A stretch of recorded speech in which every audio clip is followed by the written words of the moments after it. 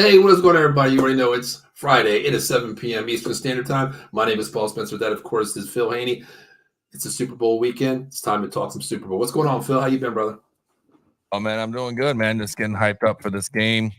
Yes. Uh, I mean, how can you not be, right? It's what we've been waiting for since September, October. Yeah. It's that weekend, man. Media Row has been awesome. The Mhm. feel in Vegas, I could feel it all the way down here in Tampa.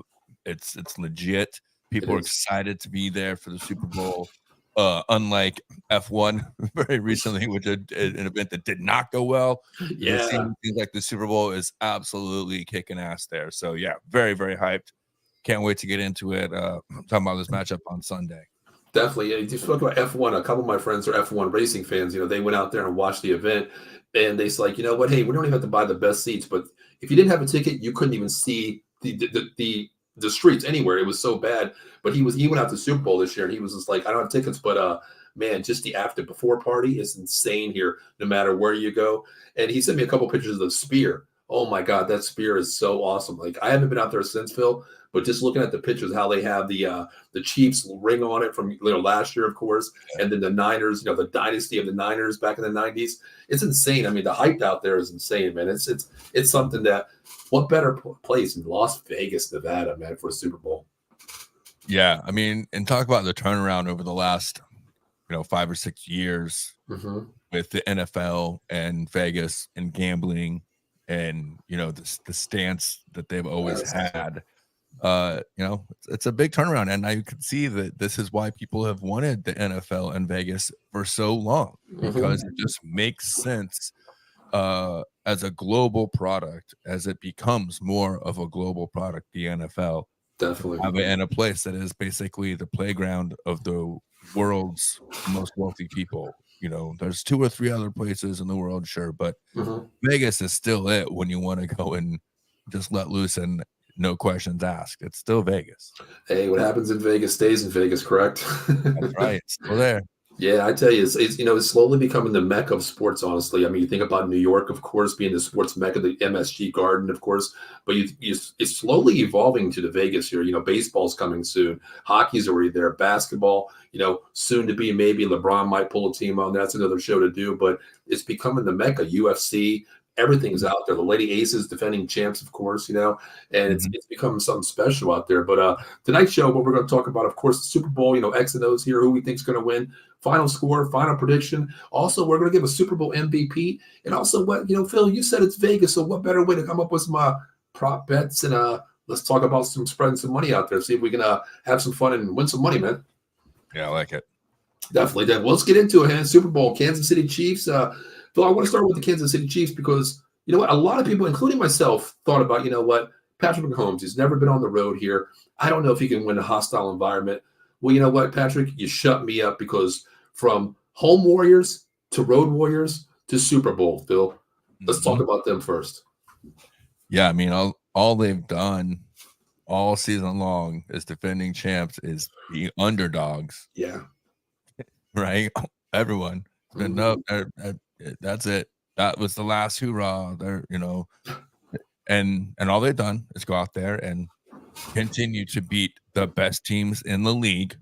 consistently. And we'll talk about they've faced the top 6 of the top 10 offenses in the NFL and gave up an average of less than 14 points a game, Yeah. Yeah. right? I mean, they're still doing it in ways that they've done it. It's Mhm. not necessarily, "Oh, suddenly this is a good Chiefs defense." No, they've always been a good team. They've Mhm. always had a good, team on the defensive side of the ball. It's always been a good squad over there. It just gets overshadowed by the fact that you've got those 2 guys right down Yes. there on the bottom of the graphic that are giving each other 5. They're Hmm. always there to take the spotlight because of their personality and the way that they kinda put the team on their back when the chips are down. Agreed. But that defense is insane, and we're looking at Steve Spagnuolo, who's going into his 6th appearance as a defensive coordinator in the Super Bowl, and he's coming in with 3 wins. Yeah. And let's not forget his first win was against who? Oh, Tom Brady. Yes. Yes. Mhm. That was in '07. That was come on. Like, come on. Let's not forget who is on that defensive side of the ball. Plus, you got Andy Reid on the offensive side of the ball. So this is talk. You start talking about these teams we could talk about players all day long, but I think, this isn't something that hasn't talked about this week, but I think the storyline is the coaches here. The coaching matchup on both sides of the field, both sidelines. That's the story here because you got players, you got talent. Mhm. What you have is masterminds on each other playing. This is like the world, championships of chess right here Agreed. when you start talking about strategy and what we're going to see. And who's done it better the last 5 years than the Kansas City Chiefs? Agreed, 100%. I think this, like I said on the show last night, Dave and I and Dan were talking about it last night, and I said your exact words took it out right out of my mouth. The chess match here. Yes, the talent is on the field, both sides of the ball. Kansas City, San Francisco here, both sides of the ball. We talk about that, but this chess match right here, we've seen the Niners down against the Detroit Lions. Adjustments made in second half. We know what they can do. 27 points in the second half, win the game. Kansas City, offense isn't the greatest this year. But Andy Reid and Spags have put that defense on Spags' side. The offense is, you know what? Hey, let's just take what the defense gives you. We have the best player in the game, Patrick Mahomes. We have all universe, Travis Kelce. Let's just scheme to what Kansas City football here. Assignment football, contained football. This fundamental football here. We know what we can do. This is going to be a chess match where I think it's going to come down to coaches' field possession. And if one team can get a turnover, that could be the play of the game right there. Because I think this game – I think it's going to be a little bit low scoring. The line is 45, Phil, but I'm going to be right around that line there going into later when we talk about some bets. But 100% right. It is so accurate, that word. I think it's just a chess match of coaches right here. It's going to be a win, lose, or draw on the coach's side right now tonight.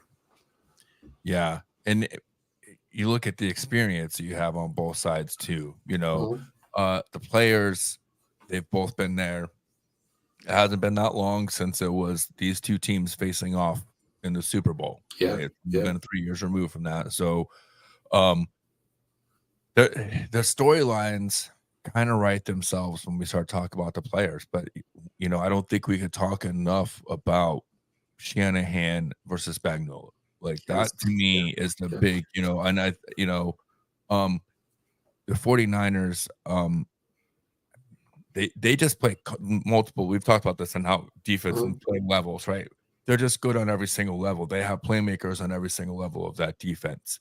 I think that's heavily how they rely on their defense relies heavily on their playmaking ability. Whereas the Chiefs is very much about the scheming and about how creatively Spagnuolo, blitzes, how his packages have changed and how they've been more effective as the season has gone on. There's it's just that's what he always does. You talk about teams adjustment. I don't ever think that I would like to see a team that goes 14-2, making the playoffs if it's me. Or like I don't want my team going 14-2 or 14-3. You know what I mean? I don't want that. Or I want my team losing 5, maybe even 6 games, having some adversity, knowing what it takes to lose a game or two, to grow, to know how to evolve. Because that's, to me, adversity builds championships. Right. Exactly. And honestly, we've talked about it the last few weeks of doing the show together. I've kind of got firsthand experience recently here in Tampa of watching how these teams are built and how there's a certain way that it's done here in Tampa. And I think the Chiefs have done it the same way. Right? Yeah, exactly. 100%. I mean, we've seen, throughout the season here, I don't like going 14-3, making the playoffs as a 1 seed, 2 seed.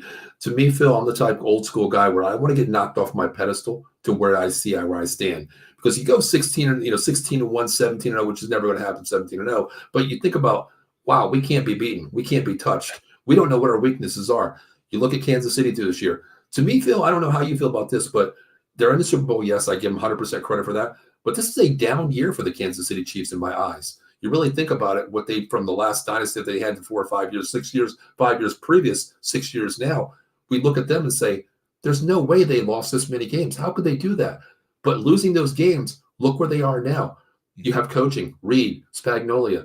I mean, you lose Bieniemy last year. You use Tyreek Hill. It's a reload year? No, it's just pieces coming in with the scheme that Andy Reid has set in place, and also Spags as well. So, and the other thing you said about levels of gameplay, I want to ask you this really quick, as we're talking about players now. Travis Kelce with Baltimore, how they played Baltimore here. They took Lamar Jackson out of the game. Go ahead, let Lamar beat you with the legs, get him a couple runs in there. But we know you can't throw the ball. We're going to take that away from you. Beat him. Now we go with Travis Kelce here. Travis Kelce, I think, is going to catch his balls. Of course, he's going to get his looks. He's going to get his catches, Phil. But I think he's not going to be the X factor in this game. I think he's going to be the guy in the level to take that to the behind the linebacker level, Warner and Greenlaw, to open up that field more. And I think there's going to be a wide receiver coming into play that's going to be getting a lot of balls here. And I think it's not going to be Travis Kelce. I think this might be a Justin Watson, MVS, Malcolm Scantling, or Rashid Rice as well, because I don't think it's going to be Kelce. I think they're going to take away Kelce as much as they can. What do you think? I think you're on to something. You know, I think here's the thing about Travis Kelce. It's the freaking Super Bowl, man. Yes. Right? Yes. Do I need to go back and talk about what that guy does when it's time? Playmakers show up, don't they, at the right time? Yeah. Like that's why we talk about, okay, this guy, that guy, otherworldly, right? That's what we said, right? That's what he said. Otherworldly. That guy. Mm-hmm. Talking about superstar this, superstar that. That guy is on another planet. Okay. Yeah. And we talk about, I mean, that guy as a tight end, okay, just past Jerry Rice for all-time playoff receptions. I know. Let that sink in, man. Okay. Yeah. So he's gonna get his Kelce play, but I agree with you. I don't think he's the X factor, and I don't think Kansas City wins if he is the primary focus that they're trying to run the offense through. And here's the thing, man. I think I heard rumors that Sky Moore just came off of the injured list too. Oh wow, that's a deep threat. That's a burner right there. And I'm telling you, with what White has done, right? That's the rookie, right? White. Mm-hmm. Yeah, him and Rashid Rice. Rashid Rice. If Rice is there, and then you can get Sky Moore back as some kind of a threat where he is at least fast enough that you can put him out there early in the game and kind of get some butts puckered up, as I like to say. You know what I mean? That could be a big difference, and that could create opportunities for Kelce if they're able to really show an actual threat in the third level of that defense, because that to me is going to play into the Niners' hands of their playmaking capability if you can't take the top off of that defense. That's the thing. That's a great point, Phil. I mean, if Sky Moore does come back, because he's a deep threat, that burner with Rashid Rice, they can take the roof off of there. To me, you know what? Hey, if Sky Moore comes back, he's not 100%, but I'm not going to say that. I'm going to say he's 100% in gameplay, because the first play of the game, you know what? I might just, throw that 9 ball, that go route to Sky Moore out there. And this way, that defense says, oh shit, you know what? We got to take double safety here. We got to play a zone, too high safety here.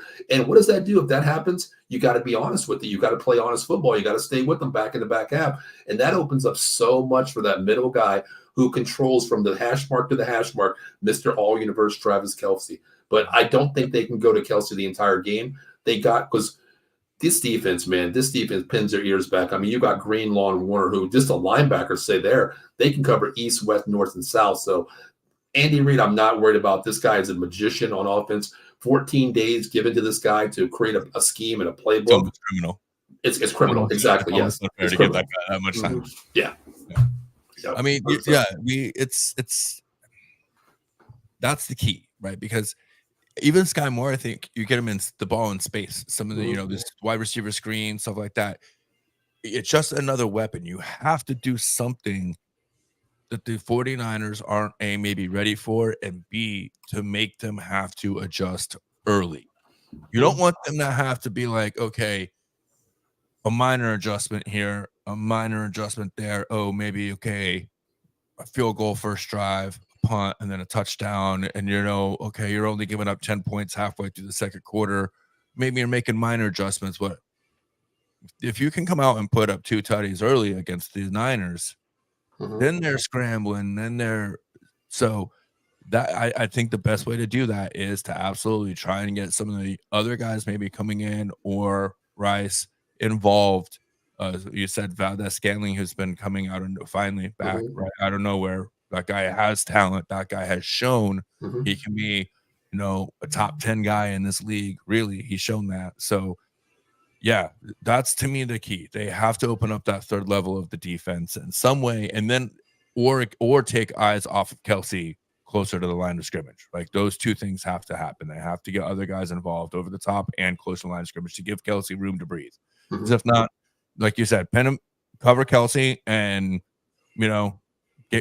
send that extra fifth guy or whatever, get creative. But like they can get pressure with their front four. That's the other thing with the Niners. Like exactly, it's going to be what can the offensive, which again we saw. And I'm sorry, I'm not trying to go on here, but we saw the only time the Chiefs really ever struggled was whenever their offensive line wasn't healthy, right?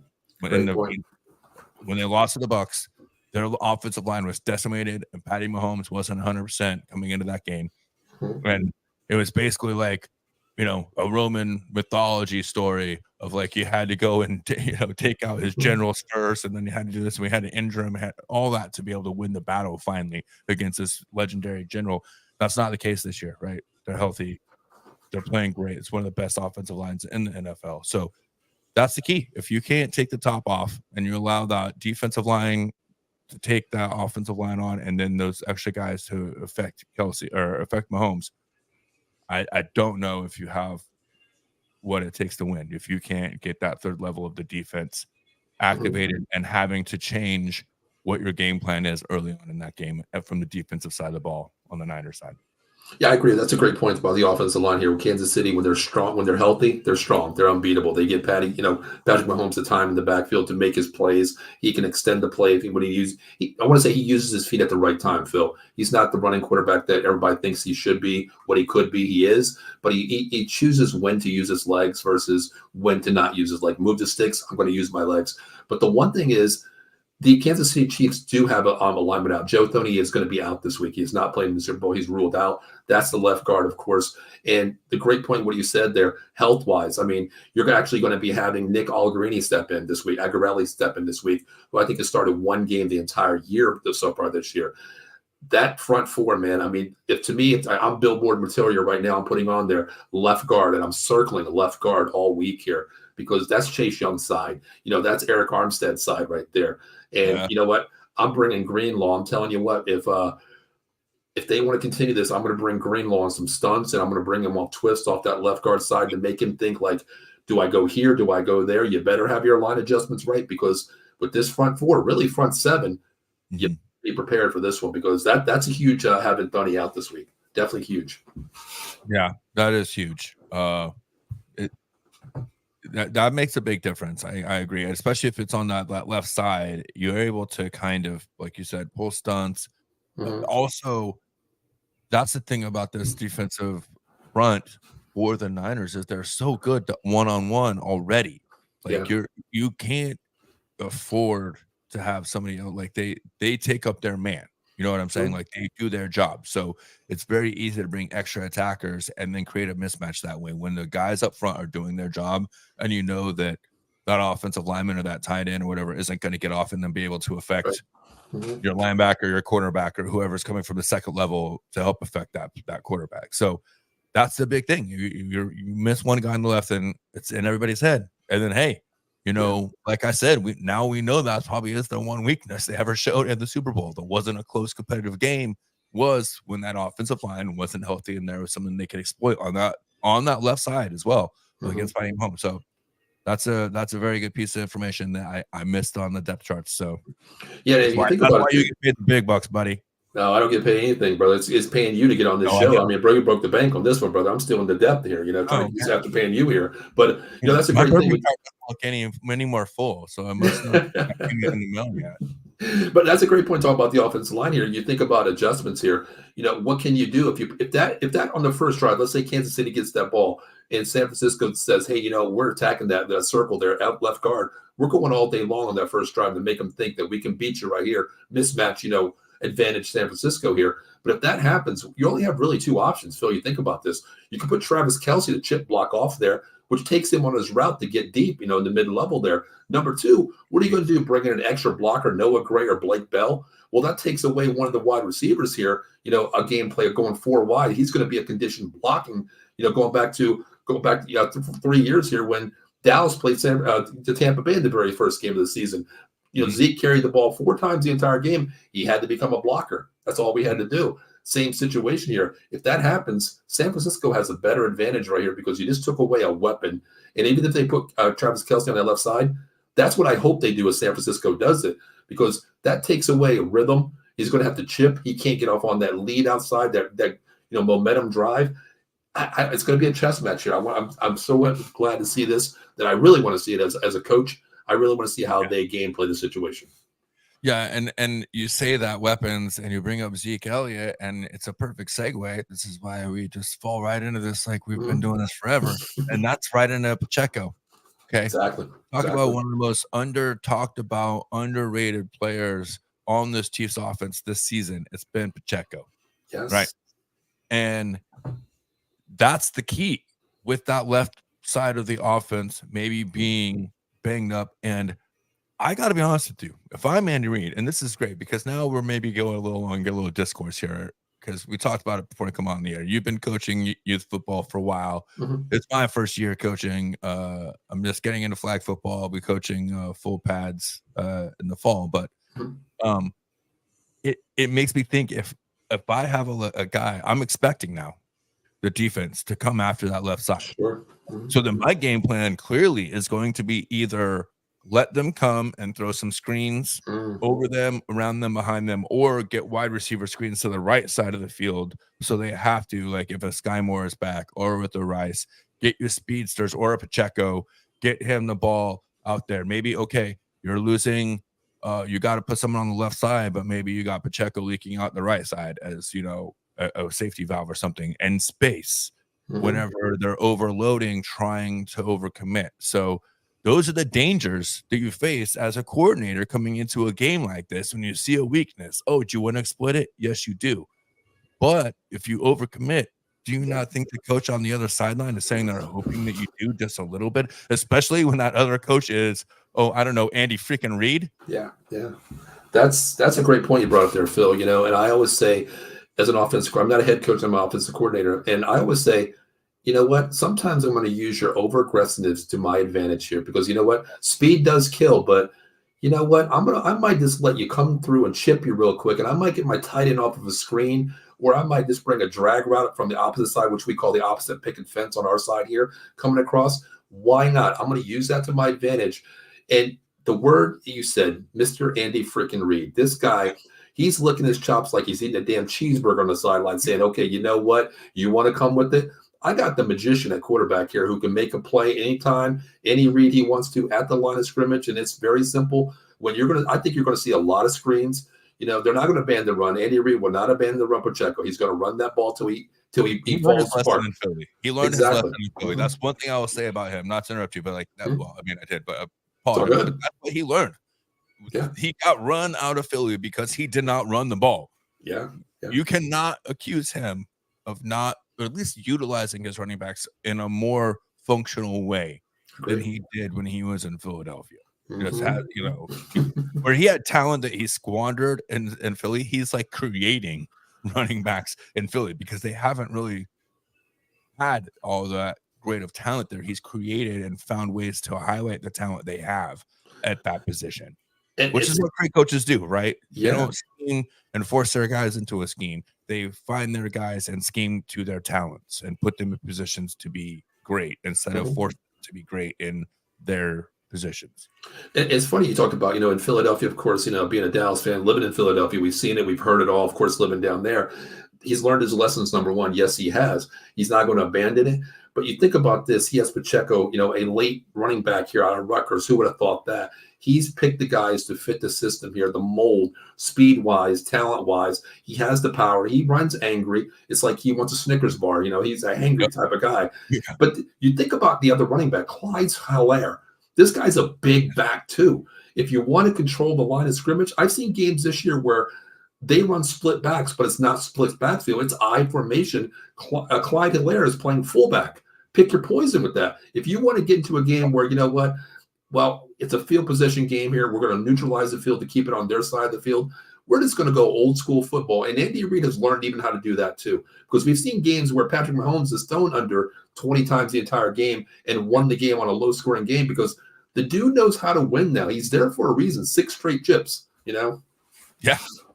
Yeah. I mean, you can't talk about a guy that keeps going to the Super Bowl and won a couple and then not talk about, wow, like Yeah. GOAT, right?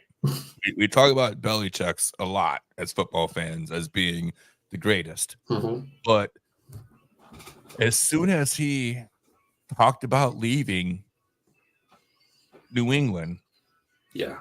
what was the conversation? Yeah, exactly. Who is willing to take on Bill Belichick? Right? That was the conversation. Who is willing to get into bed with an older, and again, Andy wasn't quite so old when he left Philly, but when he left Philly, every hand was in the air for Andy Reid to come interview at their team, right? Yeah. There was no question that Andy Reid was going right to another job, that he was going right, like there was no question. And I can't remember if he took a year. I think he took a year for a family, right? I believe because his son was his Spencer right. was something in trouble, so I believe he did take 1 year off. Yeah, and they had troubles with this their son passing away while he was in the last couple years there. So I think he took the year off.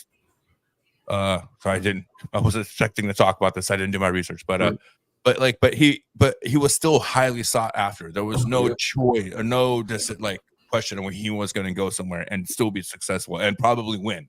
Like we all knew, hey, he couldn't quite get down there, but he's going to win the next place he goes, and he has multiple times. So now basically you're turning that around on Kyle Shanahan, right? We've been talking about the Chiefs ad nauseum. I think it's only fair now that we flip the field. Definitely. Talk about the other side of the ball, the other sideline. Talk about Kyle Shanahan. And talk about a generational coach who might be even a better coach than his father, which eventually, I mean, I'm not saying quite yet. I mean, he still has years to finish his career, but I'm just saying as of now, he's already being considered a guru, right, in the league. He's already but he also has a chip on his shoulder a little bit, right? He's been there against this team. Like what do you see on that side of the ball as far as the 49ers coming in against this team that seems to be even though they're the underdog, everyone's like, oh, Patty Mahomes bad. Every pundit I'm seeing is taking basically Kansas City, right? Yeah. What I think here is, of course, Patrick Mahomes has been there, done that. He's on top of the mountain there. You got to knock the king off the mountain first. You have Travis Kelce as well. Andy Reid's been there. And we already talked about the 6 straight championships here, in the AFC Championship, 4 Super Bowls out of that. But you think about this Niner team here. Yes, they have Mr. Irrelevant, Brock Purdy. But you know what? I take away that 256 pick there because of the fact that this guy showed me something last week. Shanahan showed me something last week. Being down 20 points going into the second half, they didn't abandon what their best player was, CMC. They kept it. They bled it. They ran it dry. They came back and win that game. The last drive of the game, Phil, Brock Purdy showed me something. You know what? I could put this team on my back. I can take what the defense gives you, and I'm going to move the ball downfield. I have the playmakers. All I have to do is listen to the guy in my ear and saying, this is what we're calling. The word is execute it. Execute. He showed me something. You go to Josh Allen. Josh Allen lost that game because he pushed the ball downfield at the wrong time. Brock Purdy, no. He's a game manager. He's an executor. He executes the game perfectly. But let's talk about these Niners. CMC, Deebo Samuels, George Kittle, Ayuk, Jennings. Where do I go? Right? Where do I start? Where do you stop? Yes. That sideline is stacked, especially on the offensive side of the ball. We've talked about it. Deebo. To me, the offense goes through Deebo. So that as much as CMC, probably could have been the MVP this year, if they like to give it to non-quarterback players anymore. Yeah. He could have been the MVP. I still think that as Deebo goes, overall, the Niners go on offense, right? He has to be at least involved. He has to be a juice at times. And I think that I was watching Gronk earlier on Super Bowl Roll today, and he was talking about the third quarter. Sorry, I'm a little on hockey. I'm sorry.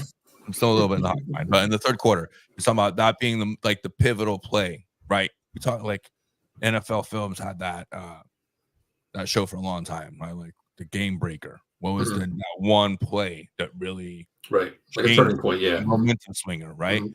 And he's saying late in the third period, late in the third quarter, late in the third quarter, and I agree. I think that's what it comes down to. And why I'm leaning towards the Niners is because I just have seen it from them multiple times this season.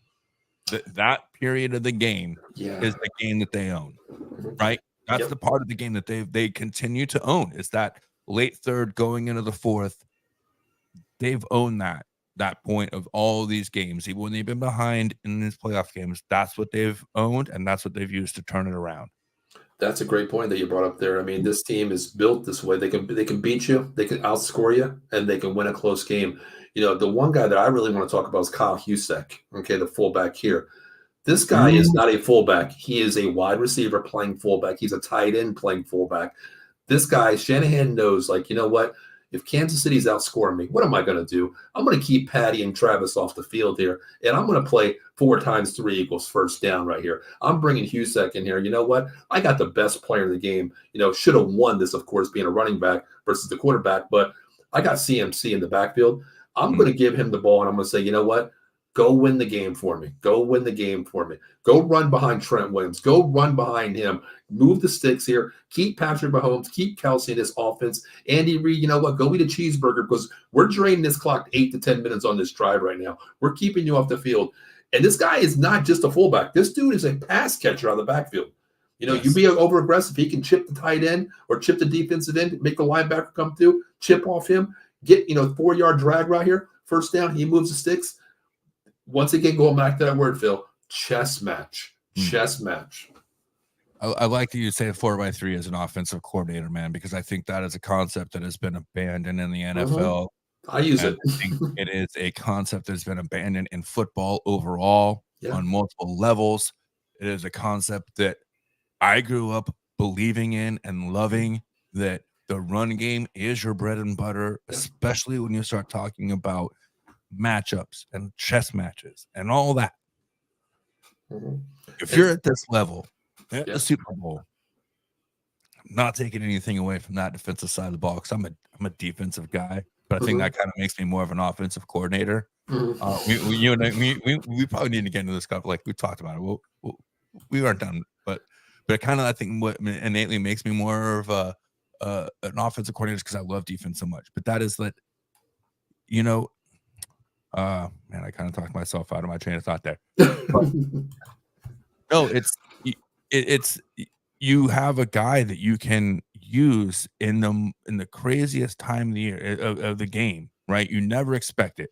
And that 4x3, that's what I was talking about, the 4x3 mentality of you have those two guys in the backfield that not only can basically run for 3 yards every time you hand it off to them, you can toss the ball to them that are almost guaranteed 3 yards, a touch, period. A touch, not a run, not a catch, 3 yards, a touch, essentially guaranteed out of both of those guys in your backfield.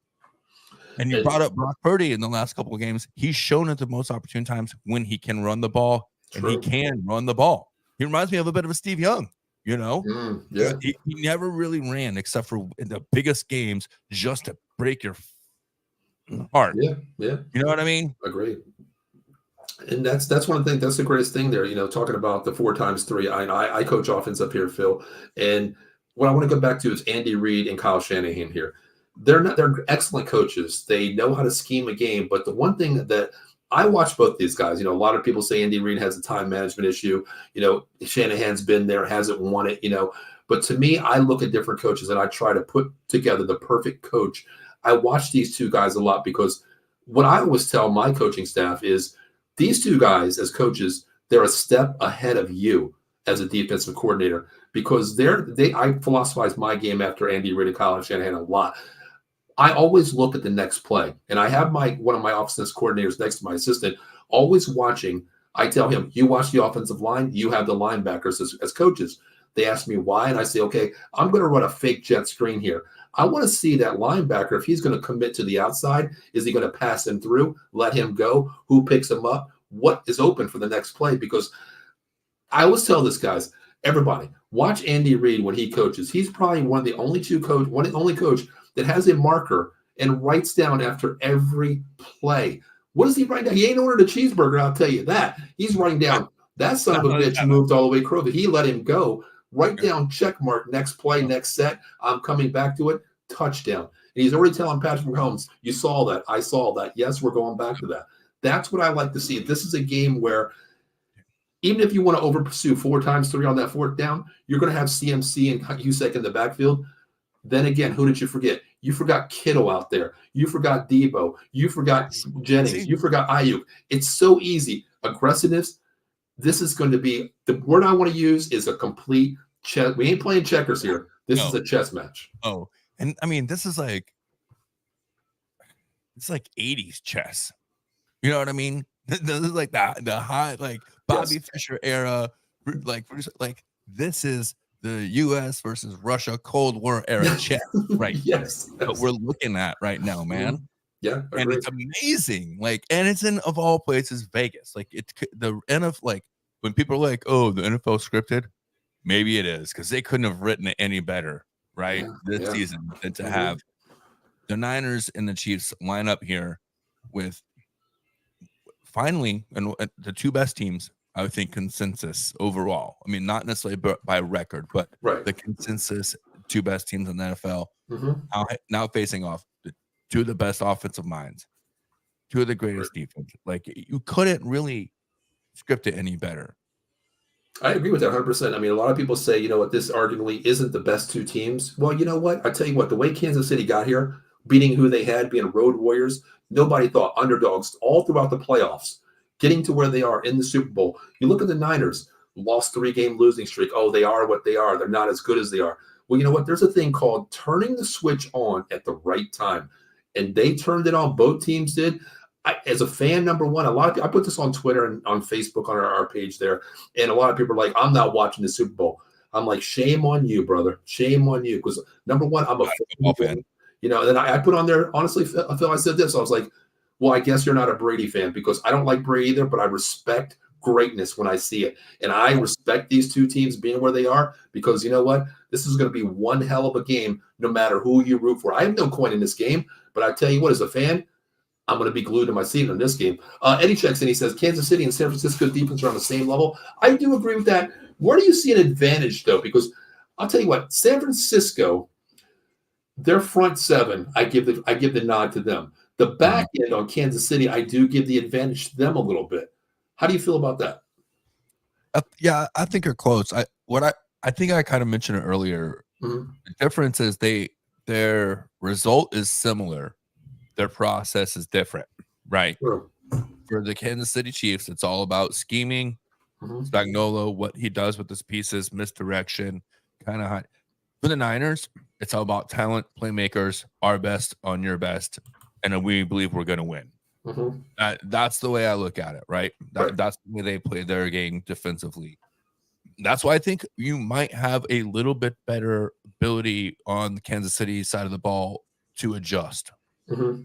Because that's kind of what Spagnuolo does. That's his bread and butter, right? Yeah. Like you were talking about as far as on the offensive side of the ball. I think that's what Spagnuolo does as a defensive coordinator. He's almost like an OC on the defensive side of the ball. Agreed. He's testing stuff out early. He's giving you fake looks early just to see what you're going to react to on the offensive side of the ball. Whereas we're talking about what we want to see the Niners do. Well, yeah, but that's what he's kind of playing into that a little bit, or what we want to see the Niners. Like that's what Spagnuolo, thrives at, is those adjustments and those. Okay, I'm coming in with 3 or 4 different concepts, right? Yeah, it's not, and it's about packages and plays and having the right guys on the field at the right time. Whereas the Niners, it's really about just best on best of playmakers and going out there and being like, we believe that what our playmakers are going to turn the ball over, win the field position battle for us. I agree. And the one thing too is what you talked about, scheme wise, we know what Shanahan is.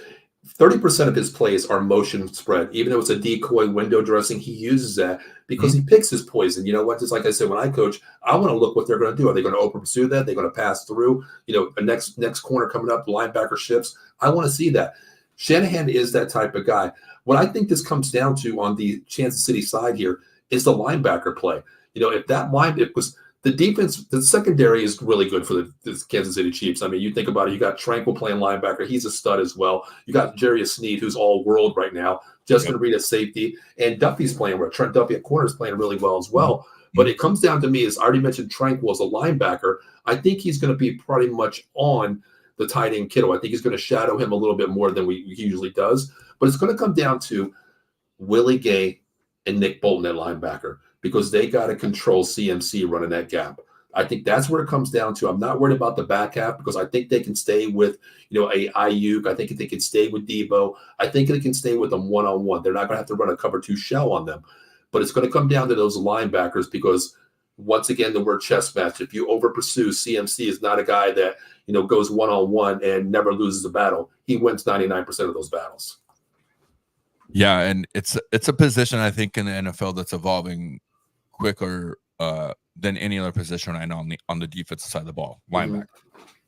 Because of the way offensive coordinators are scheming and changing, getting the ball to skill players closer to the line of scrimmage, matchup. They're looking more, one-on-one. Like, they're using motion more and Al Shanahan to figure out where the matchup is and trying to exploit that. So, yeah, that absolutely on Kansas City side of the ball is the key thing, because that's a thing that Kyle Shanahan's going to be looking to exploit. When you have, like we talked about, even Juszczyk coming out of the backfield, you put Debo in the backfield a lot.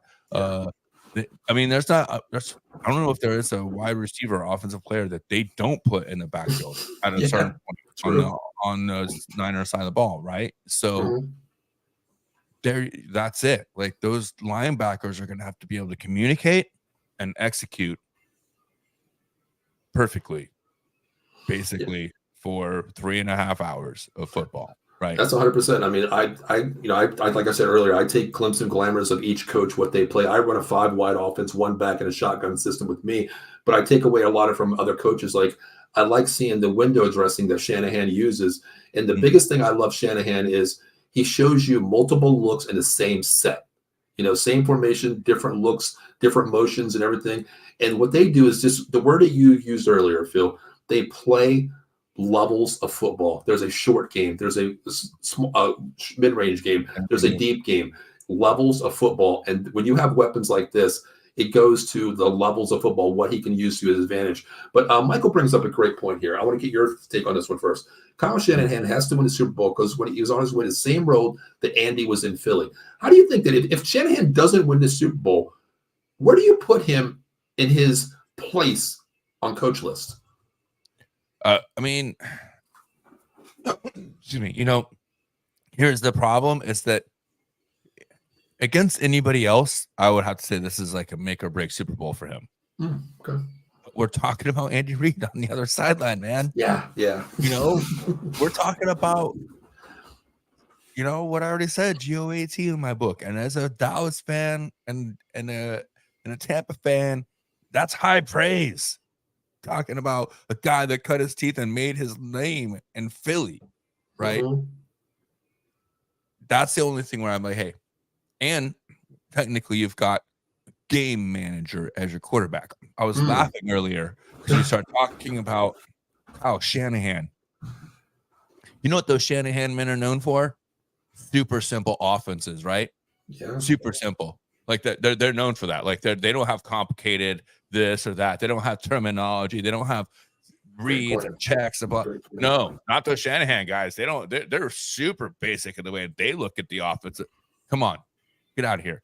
They've been talking about if Brock Purdy wasn't the guy, Mr. Irrelevant, if he was a first or second round quarterback doing what he does, people will be talking about how he's the next this or that, right? But because he is a 7th round last Mr. Irrelevant, and now he's a game manager.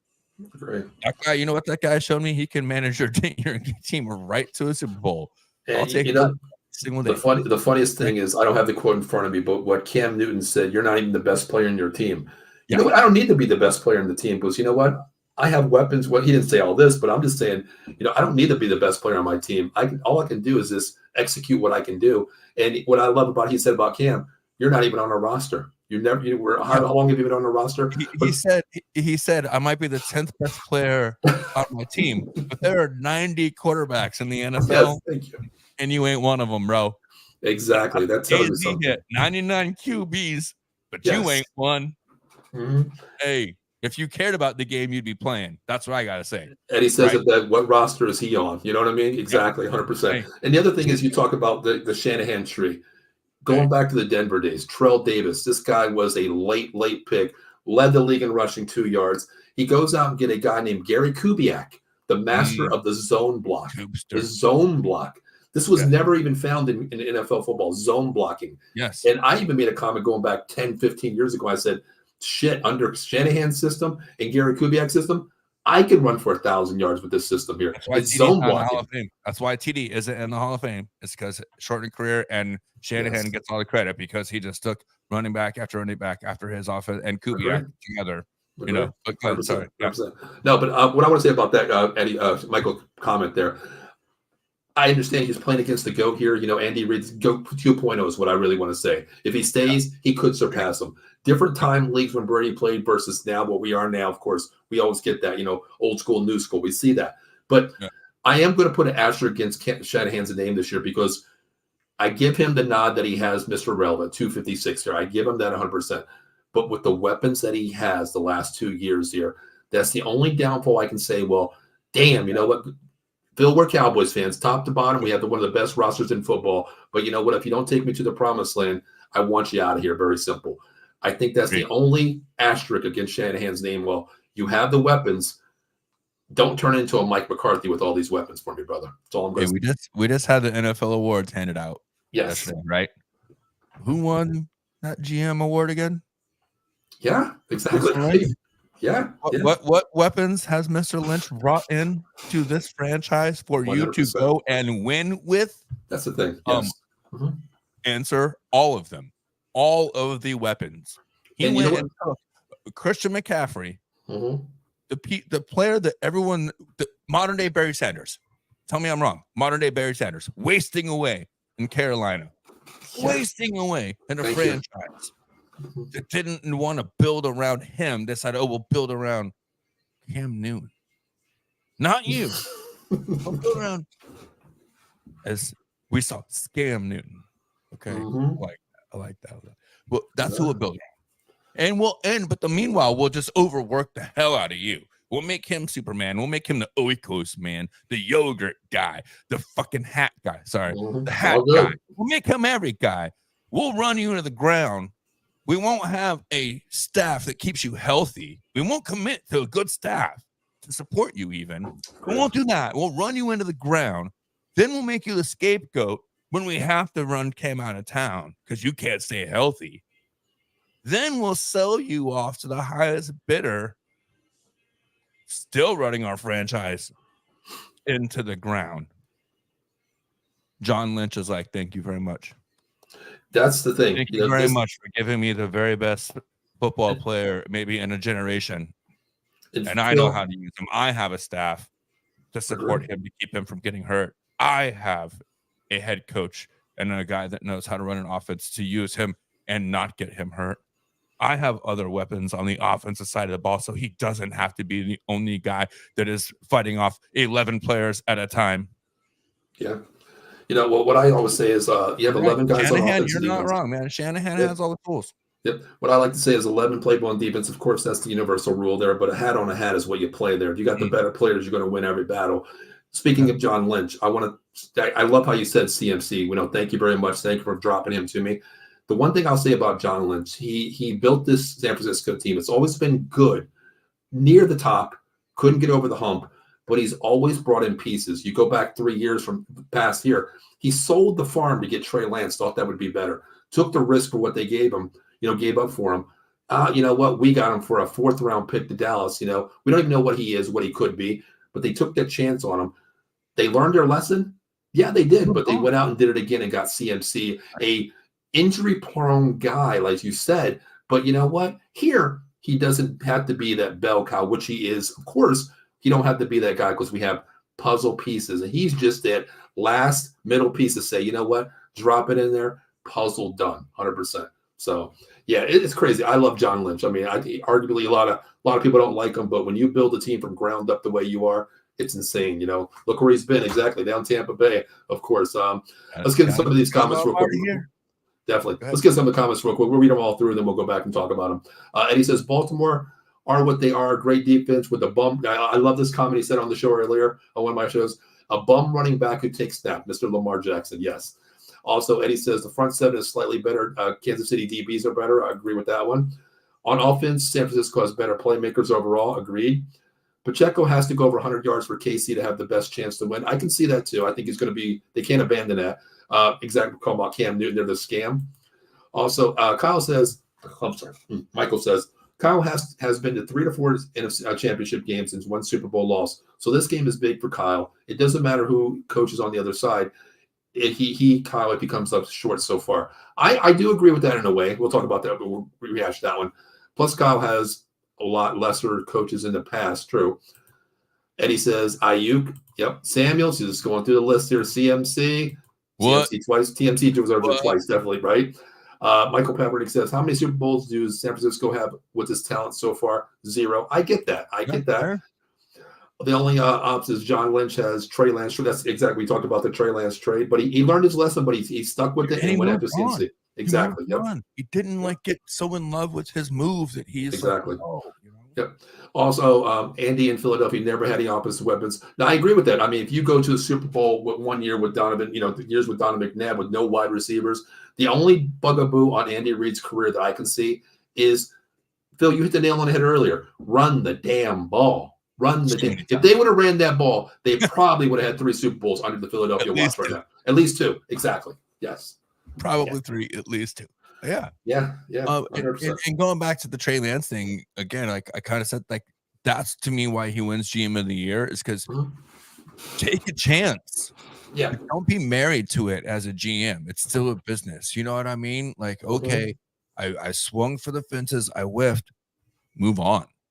Move on. Don't sit here and be like, well, it was my decision. I believe in it, and I believe that I'm better. No, dude, no. He didn't fit. That doesn't mean he isn't a good player. That doesn't mean he isn't gonna have a good career. Look at the Bake Show. The Bake Show just needed to find the right fit. Give the kid a chance to go find somewhere else, and don't live in your mistake. So many GMs and owners in this league, and not just in professional sports and major sports in America, believe so much in their moves and their principle, their ethos, or whatever it is. They're too afraid to move on and just do the right thing. Rip off the Band-Aid, pick the scab, whatever it is. You don't have to live in it. You made it. You took a chance. It didn't work out. Move on, man. Right? Yeah. Lesson learned, right? Yeah. Take the notes and move on. And maybe that's entrepreneur and business owner in me. I don't know, man. It takes 6, 7, 8, 9, 10 times some for some people to really finally hit as a business owner, as an entrepreneur. I think it's the same way as a coach, as a player, as an athlete. It's the same thing. It's not always going to hit the first time you make a partnership with somebody, right?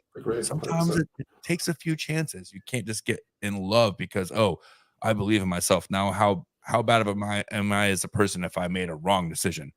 You're not. You're just a human being because we all make bad decisions. And that's great what you said there. You talk about, trial and error here. Andy Reid is a perfect example of that. Super Bowls, NFC championships, NFC East divisions. I didn't get to the promised land. I couldn't win it. You know what? How many times can Andy Reid say that and take a sticky note and put that in his office every day? Shoulda, coulda, woulda. Oh, let me go back to that. Shoulda, coulda, woulda. I'm just crumbling it up, throwing the way and saying, now I am gonna. That's what he's doing. 6 straight AFC championships here. Philly fan instead of the rest of the league. What if you listen to Philly fans and they just ran out of the league and he never coached again? Because that's what they wanted. They wanted him to. The rest of the league, the rest of the nation was like, please, we'll take him. But Philly fan was like, go home, go whatever. I don't want to.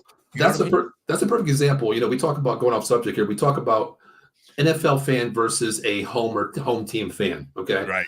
I'm a NFL fan first and foremost. I love my team. Dallas, as you know, we both do. You're Tampa Bay as well. I love my team, of course, top to bottom, every day, 24/7, 365. But I'm a fan of the game first. The person I would like to say is Tampa Bay, Tom Brady. Winning all the championships he did in New England with Bill Belichick. How good is he? The proving point to me was I know what he is. I'm a fan. I know what he can bring to the table. I know what he is with the GOAT. We call him the GOAT. He could be the GOAT for the rest of his life, depending on what Mahomes and Reed do together. But when he went down to Tampa, that showed me as a number one fan to all the people out there saying, I can't read with Belichick. I can't win without Belichick. I'm not that good. He made me. Well, 2 fingers went up in the air after that Super Bowl and said, you know what? I am the damn GOAT. I am what I am. Greatness. It kind of goes back to what I was saying before, too, in relation to Belichick's. When Brady left, every team, well, not every, but several teams that were close, chomping at the bit. The Brady sweepstakes was high. The energy was high. The involvement was high. The interest was high. Yeah. Belichick's leaving the Patriots. Crickets, man. One team. And then Arthur Blank comes out today and saying they weren't even that close to getting a deal done, right? Yeah. He comes out and reveals some of the tawdry details, if you will, telling that, hey, some things were never on the table that people assumed that they were. And then they weren't even all that close to making a deal anyways. True. So it just goes to show, I think, Brady, great. Belichick's, I don't know. And we're looking at what Reed is doing. I think it just goes to reinforce what he is, how great he is. Yeah. We talk about greatest coach of all time. I think he's going over Belichick's at this point. Just even though he might have more Super Bowls, but I don't know what he did as far as leading the offensive side of that team. Which, even though we'd say defense wins Super Bowls, offense carries the swagger of the team, right? Like your defense can have the greatest defense in the world, but if your offense is going 3 and out every single possession, you're not going to win. I agree with that 100%. I mean, you talk about Belichick, of course. I mean, to me right now, he is the GOAT, but Reid is right there, one level below him saying, hey, I'm coming up soon. The one thing, you compare these guys. He's okay. Multiple quarterbacks too, though. Yeah, exactly. You think about it, Belichick's had, Brady for all his years throughout there. Just like Eddie says, Brady, carried the hoodie there. Yoda, I call him Yoda, the mind master, Jedi master. But to me, you look at both these teams here. Patrick Mahomes, Tom Brady could be the GOAT versus the GOAT 2.0. Which way you want to roll that? Coach versus coach 2.0, same thing. Yeah. You look at player wise. Really, Brady only had Rob Gronkowski. If you think about that, Patrick Mahomes has Travis Kelce. Same situation. Running backs, Isaiah Pacheco. A low round draft pick. Who would have thought? Well, you go back to New England, Burkhead, players like that. Had White that one like 2 years. He was like awesome, but like didn't do anything anywhere anytime they left. Like, the parallels are similar. Yeah. Eddie says Parcells built the Pats defense to help win the first 3 Super Bowls. True. I'm not going to disagree with that. Yep. I can never disagree with what the tuna has done. Eddie says he don't. Yeah, Eddie says he don't have Belichick in the top 5. I do put him in the top 5. I can't discredit what he's done. I have him probably 3. I'll tell you what. I'm going to be a little bit of biased. I mean, I only know he coached 3 years here, but I'm going to go Andy Reid as my number 1 coach. Getting off subject here, I'll go Andy Reid right now. I'll go Belichick 2. I probably go Belichick 2 for what he's done. Super Bowls do mean a lot. We equate how good you are with Super Bowls, so I'm going to give him 2. But number 3, this probably blow your mind. I'm going to go Jimmy Johnson. How he turned one team around in short years, and he should have had that extra touch, that Super Bowl, but Mr. Barry Switzer inherited that team. I'm going to do everyone a favor and not take the bait that you just dropped right in front of me. A big old lunker, freaking night crawler, put in front of this largemouth bass and not go down the woulda, shoulda, coulda, a Jimmy Johnson in Dallas. All right, I'm going to move on from that. And you want to really talk about what the greatest GOAT of all time could have been? Go ahead. I'm going to tell you right now that I still put Bill Walsh up there. San Francisco. Yes. And innovated and changed the NFL in a way as a guy that really loves the offensive, defensive chess match. He changed everything about the NFL.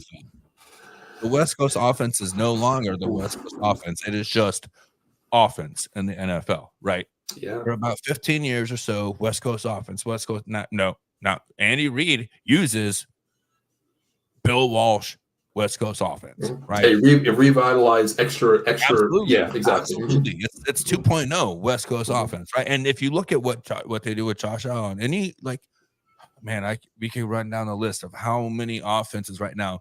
The RPO is a version of what they started doing with the West Coast offense, right?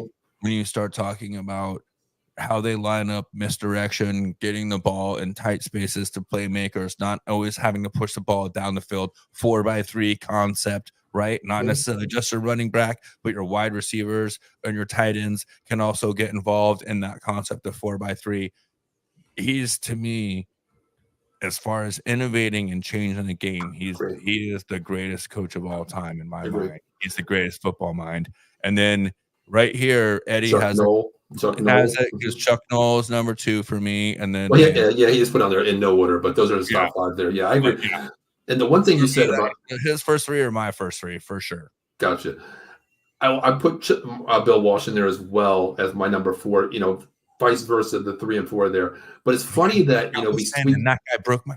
Anyways, we talk about Walsh really quick. Isn't it funny that the same philosophy over all these years with the San Francisco 49ers is with Kyle Shanahan? You talk about Rathman, you talk about Roger Craig, and you talk about Husak and McCaffrey. Isn't it the same situation? John Taylor, Jerry Rice, Joe Montana, Steve Young, same situation. Same tight end philosophy, same wide receiver, same fullback, same running back, offensive line build around it. Look where they are. I think it's just the San Francisco genre of what they are, basically how they move, evolve throughout the years. As a born star, as we've talked about, as a Cowboys fan from birth, I hate to give flowers to the 49ers organization, but I have to, because you nailed it on the head. It's the same identity they've had my entire life. 43 years they've had the same identity as a program, and it took them a little while. And I think if it wasn't for some of the controversy and some of that stuff, Harbaugh probably wouldn't have stepped away. Like there was, you know what I'm saying? Like I don't know that Harbaugh would have gone to the college ranks, and if he would have stayed, man, it's cool they got Shanahan, but think about what this program would have been if Harbaugh would have been there still. Yeah, we'll talk about it on another show, Phil. We'll continue the shows throughout the season. I think a lot of it has to do with that political versus the Kaepernick situation too. He wasn't a guy. Harbaugh to me is not a media guy. He didn't want anything to do with that. It's time for me. I got a better job. He's leaving Michigan for the same reason right now. There's no other reason for him to leave Michigan after winning a national championship if it wasn't for 100%. All the media scrutiny that he's facing, and knowing now he can go to the NFL and the eyes aren't on him. There are bigger stories right now. Even with him coming back, he's not even the biggest story in the NFL right now. Exactly. Right? Yeah. Yep. So. Yep. Michael Papernick Michael's a big Eagles fan that checks in a lot of shows. I'm not a Cowboys fan, but if Jimmy didn't leave the Dallas, in my opinion, he would have had about 5 Super Bowls. I can agree with that because that team was built Jimmy Johnson's way, and he built that team, and they wanted to play for him. Pay cut after pay cut. I want to play for this guy. You got Dion coming in to play for this guy. I want to play for him. This is what I want to do. So that's what it is. Jerry Jones, the soul from that team. Oh man, I still hate him for that. I still hate him for that. Listen, I'm not gonna lie. That's part of why I'm a Bucs fan to this point, is because Jerry Jones is still doing. Anyways, all right. Yep. That's it. Eddie says, isn't Andy Reid from the Bill Walsh coaching tree? I know he was from like the Holmgren tree, wasn't he? In Green Bay. I know that. Yeah, I do think Holmgren is actually from the Bill Walsh tree. So it is from the tree. It's a branch off there. Now that Eddie brings it up, I'm all right. Go ahead and talk. I'll look it up. So he is like the bloodline in WWE here. This from top the grandfather of the OG. Just stored his oats everywhere. Every coach in the ties have somewhere to Bill Walsh or Andy Reid somewhere there. But I'll go to the comments while you look it up. Here's a comment real quick. Where do you put Air Coryell as the offensive ranking? Air Coryell. What does he mean by that one? Michael, let us know what you think about that one. So I'm just, yeah. He's like scratching an itch of an old memory somewhere. The only Cordell I think about is Cordell Stewart, honestly, at the moment. Slash. Elaborate on that, Michael, please. OC, go to the next one. OC. We'll scratch our head on that one. We'll go through the comments. Yeah. He says, yeah, exactly. Right. I feel like remember this old show, The Swamis? Yeah, remember the show with what's his name? What do you mean with who? Swami, Sub the Swami. That's what I feel like. I feel like that right now. He says the hoodie has a mediocre record without Brady. It's below mediocre. It's below standards. Absolutely. Exactly. Mediocre is being generous. Hoodie didn't win much. Brown's head coach, of course. That was bad. Fell quickly. Michael says Kellen Winslow is the most mobile tight end. Yes, exactly. Yeah, senior. As a Brooks fan, I want to make that clear. Senior. Thank you. Yes, exactly. Yep. All right. Let's see. Michael says the Chargers, Don Coryell. Yes. Thank you. Michael, I'm so sorry. It's been a long night. You know what? Hey, Phil, you know what? I'll tell you what, man. We're both losing our mind here, and I think we need both something because we need to order this right now. Go ahead and do this. Hey, you know what you need right now? A little bit of Monkey Coat coffee in your life. If you go over there right now, there's a promotion. Buy 3 bags of coffee. You get a free rum cake. Let me tell you right now, that is worth the price of admission. And they've got their newest flavor, the honey agave, just dropped. They also have their barrel-aged honey, a great new side product that is also dropped. Don't forget about the bourbon chocolate chip, the toasted coconut rum. It's all great. Use promo code #OOTB Sports or #stash10 to go over there and get your discount at Monkey Coat Coffee and get that free rum cake. Because trust me, I've had it. It melts in your mouth. It's delicious. You need it in your life. Go.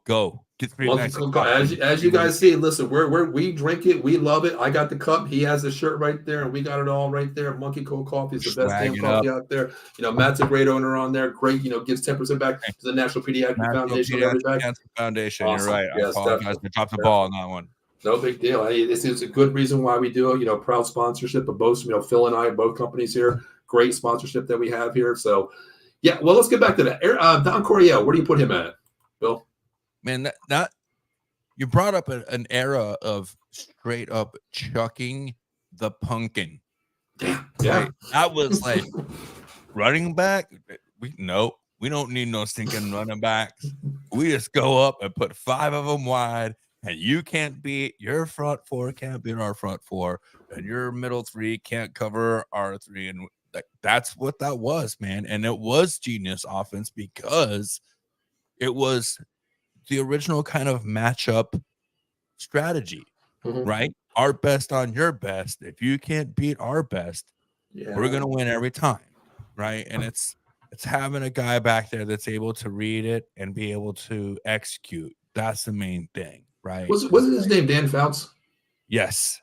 Yes, it was. Yeah, Mr. I throw the ball 50,000 times a game, and I don't care. We don't run the ball. No.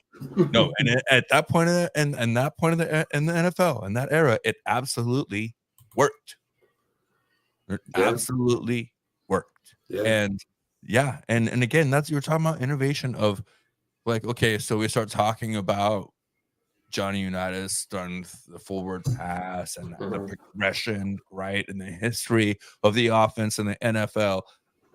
And there's no greatest show on turf if there isn't Eric Coryell, And I really feel like, Eddie, thank you, because like I said, it was there. It was right there in the recesses of my mind.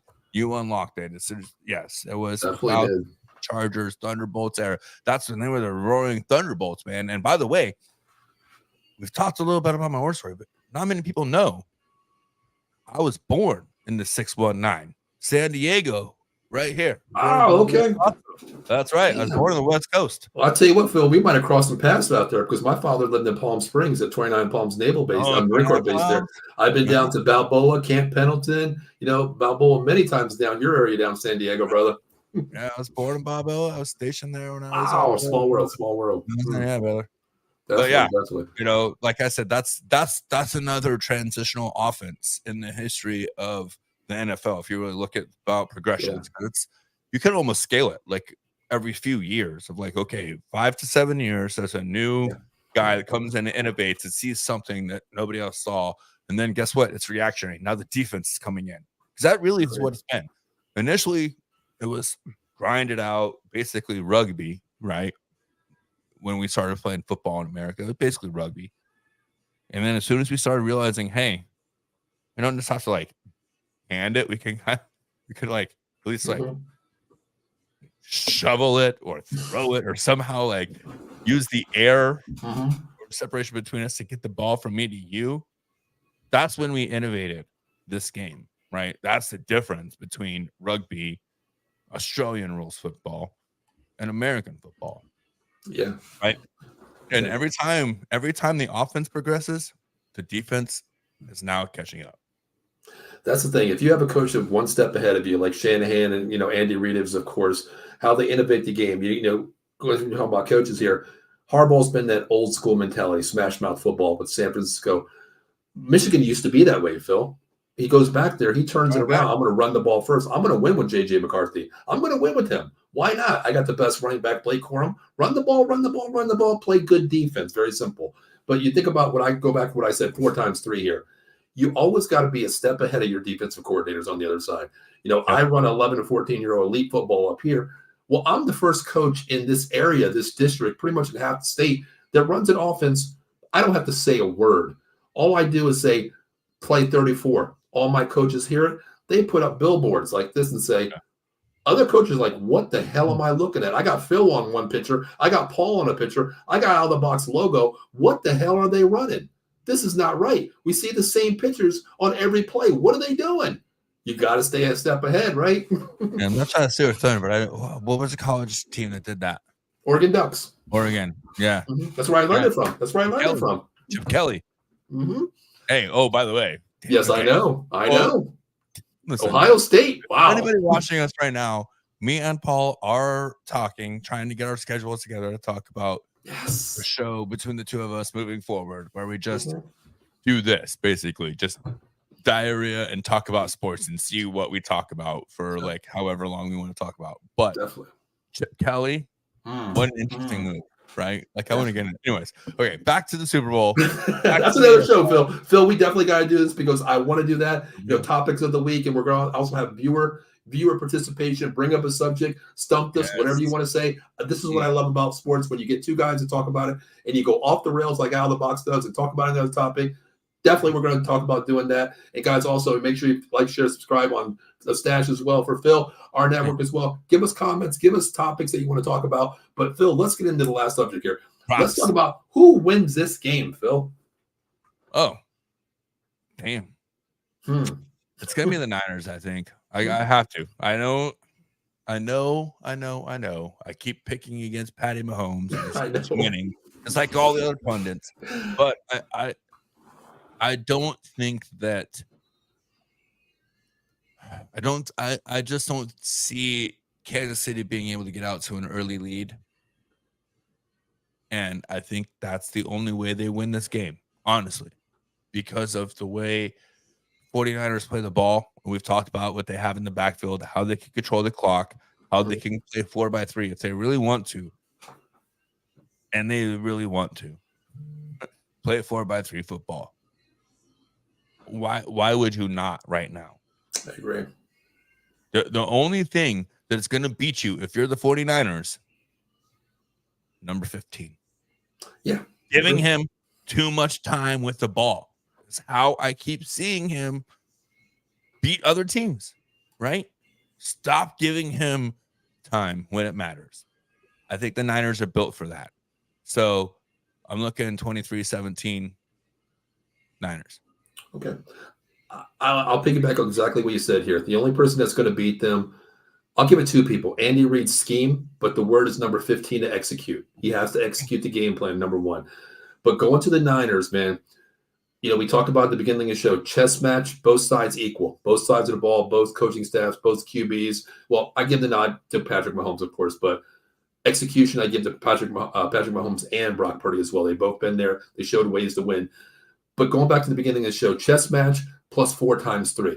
If this game gets close, I got to give the nod to the Niners, man. They know how to move the sticks 4x3, run that ball behind that great offensive line, pick your poison. You want to get over pursuing that pass rush. I'm going out to a Kittle. I'm going out to a Houston. I got the weapons to do it. I control the tempo of this game. And if it gets behind, if they get down 10 points, we've seen them down against the Lions, man. They can come back. They know how to win a game. They have the weapons to score in a glimpse very quick. Coriel's offense, they can do that if they want to. They can go to a Jim Harbaugh offense, ground and pound the game. I'm going to go with the Niners. I'm going to stay with my score. I'm going 29-27. I think it's going to come down to who has the ball last to get down to the red zone. I think it's going to be a field goal game where either way, but I'm going to go Niners 29-27. That's where I'm going to go. We got a couple predictions out there. Eddie's going with the San Francisco 49ers 27-24. That's the way I think it's going to be as well. Michael says Chiefs win the Super Bowl. Michael, give me your score because I actually want to write them down. I got scores from last night here, so I want to write them all down. We revisit this next week. Oh, you actually gave me a score. 34-27. I don't think it's going to be that high scoring, though. How do you? No, but you guys are all – I'm the only one taking the under so far. You realize you that, are, right? You are. Yeah, it's 40. The over-under is 45. Over-under is 45. Yep. I'm at what, 40? You're at 40. You're taking the under. Yeah, you're taking the under. Okay. All right. Got you there. Let's see. Eddie's sticking with the score. Of course, he gave me the score last night, 27-24, of course. Did the 49 – this is a great question, too. But you know what? Like I said, Michael, I don't know how you – let me know how you feel with the comments coming up here. I'll speak on this one here. Did the Niners beat the Lions or the Lions collapse? I see it both ways because Dan Campbell made some bad, questionable calls. But can you discredit Brock Purdy for what he did on that last drive, putting that team on his back and saying, you know what? I'm going to take this team. I'm going to take what the defense gives you. I'm going to put us in position to win here. I'm not going to be Josh Allen and say, live or die by one ball downfield. I'm taking it step by step, 4x3, timeouts left, time on the clock. I know because that guy, Kyle Shanahan, is going to call the plays. I'm going to execute. So I see it both ways. Phil, what do you see with that before Michael hopefully puts his comment about that? I see two things. First and foremost, no matter what we talk about, I know that the name of our show is going to be called 4x3. Second of all, no matter what the content is, no matter what we talk about, the philosophy that you and I share is 4x3. I attack life the same way. Okay, it's not just coaching. Anyways, that being said, I don't see, like you said, like the Niners can do it anyway.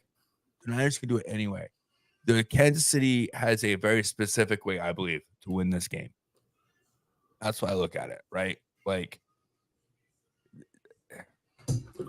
I don't know. I hate betting against Patty Mahomes. Agree. But when it comes down to it, I don't know that they have the strategy when it comes down to that over under. You put the ball in the game, like it has to go through Patty Mahomes for the Kansas City to win when it comes to a one possession game. It has to go through them.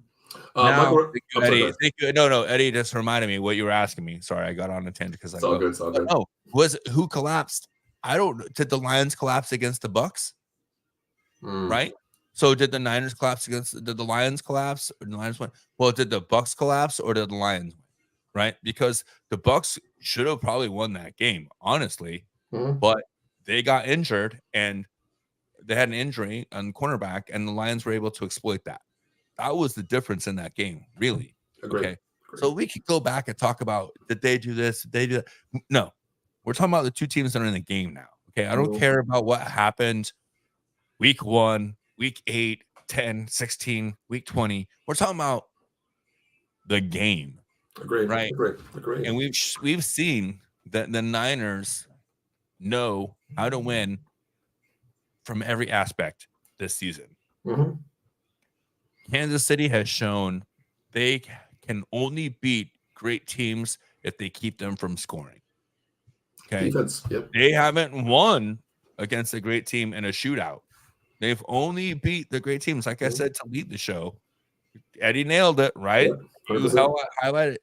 They've beat the 6 offensive juggernauts. They've kept them below 14 points. If the Niners score 24, 23 points, as I'm predicting, I don't think they win.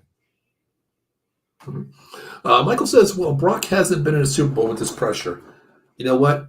when you're I'm Mr. Irrelevant, when you're Mr. No. Irrelevant and you're headed to the Super Bowl and an NFC Championship last year, this kid is, what do they say, cool as a cucumber. hurt This kid, last yes. year. Mhm. If you listen, what happens last season? We talk about what happens, blah blah blah blah. What happens if we just get hurt last year? Yeah, yeah. We talk about what ifs. We could talk about what ifs. Hey, I'm on my third glass of bourbon tonight. I'm sorry, I'm not drinking beer. I'm drinking bourbon tonight. I'm not trying to sabotage the show, Paul, but I'm getting feisty because it's Super Bowl weekend. Oh, me too, man. I can't drink any alcohol this weekend. I got right now, dude. I'm not talking about what ifs. I'm talking about right now, and I'm talking about right now. Agree. Mm-hmm. Yep. If you look at I've been looking at your great live, by the way, StreamYard. If you want a podcast, stream it. There's live background that they've just added to StreamYard. Mm-hmm. And I'm looking at these combination of players that you have highlighted, and Purdy and McCaffrey are looking really Purdy to me right now. Yeah, 100%. Looking Agreed. really Purdy on that right Agreed. side. Mm-hmm. To me. I want to bring up the last comment. We got two little comments, two little topics left real quick, but I want to get into this one here. Eddie says, I don't see Kelsey doing much in the Super Bowl. We talked about that earlier in the show. We won't rehash it as much there, Phil, but I think Kelsey's going to be the primary target, but they're not going to win doing that. They got to use him as a decoy and open up, just like you said, Sky Moore coming back. They have to open up these weapons. Watson, they have to open up these weapons for them to progress the team. Because if you take away your best player, Mahomes has to beat you somewhere, and he's not going to be the Lamar Jackson run the ball guy. He has to find weapons, and I think Kelsey is going to get his catches. Yeah, he's going to get his catches. I'm going to give him. I'll probably take the over at 7. I'll probably give him a 7 catch because you can only contain the guy. You're not going to stop the guy. We know that. Right. But I don't think he's going to be, even if which brings me to the last topic here, Phil.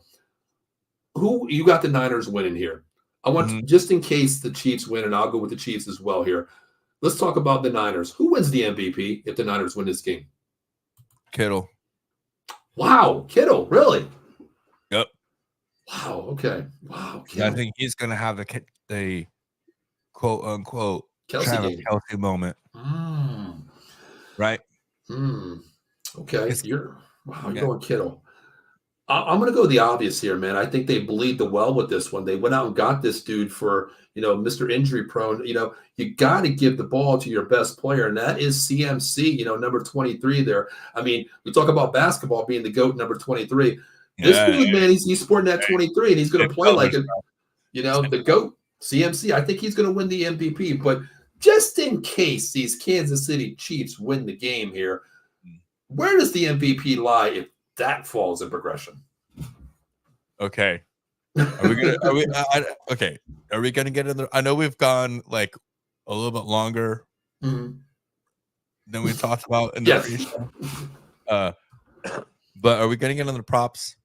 We are gonna get into props. That's our next topic. Yes, it is. So I've heard rumors that a certain global mega icon may not be in attendance. What?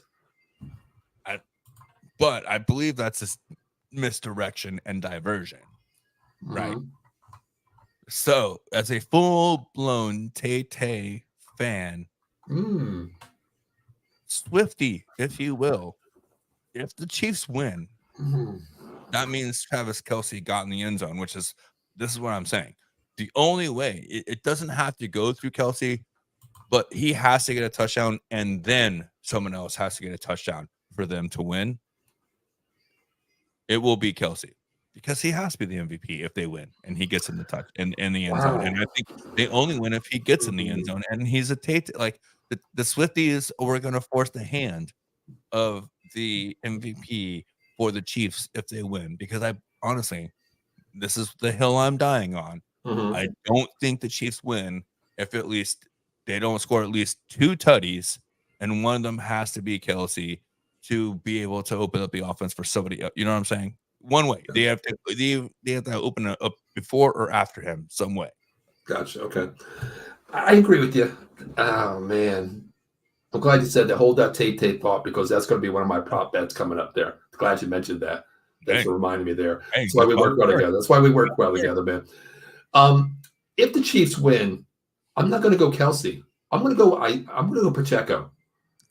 You know who you did you All right. I want to go Pacheco. I'm not gonna.